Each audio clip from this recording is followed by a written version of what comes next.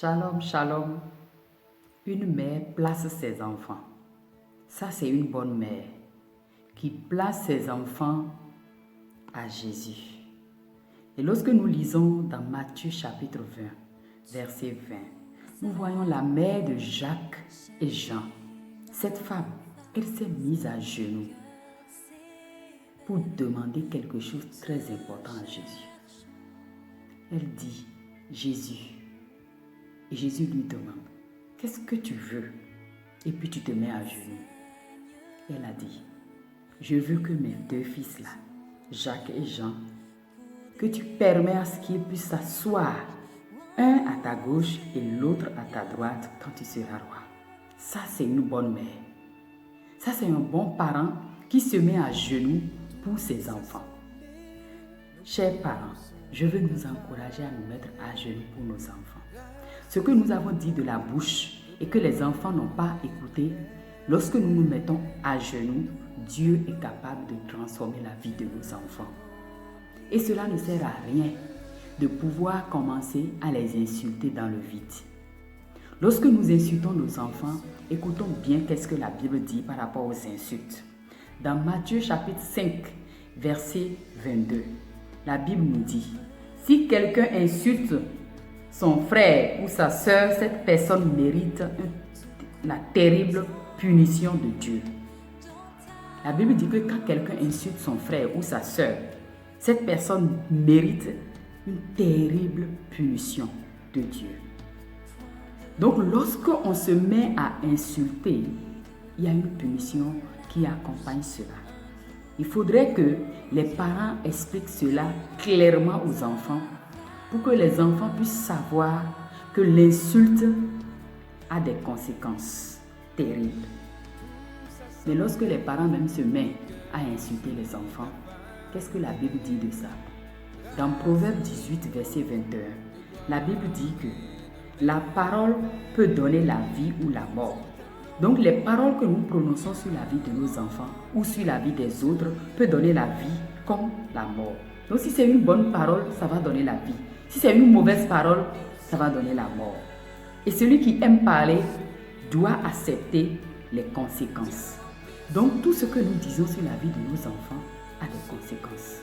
Et cette femme, dans Matthieu chapitre 20, verset 20, elle s'est mise à genoux devant Jésus et elle a donné une parole de vie. Elle a prié pour le salut de ses enfants. Elle a dit que quand tu seras roi, je voudrais que tu permets à ce que mes deux fils puissent être à ta gauche et à ta droite. Et je vais t'encourager à prier pour tes enfants, à parler de Jésus avec tes enfants. Le salut n'est pas héréditaire.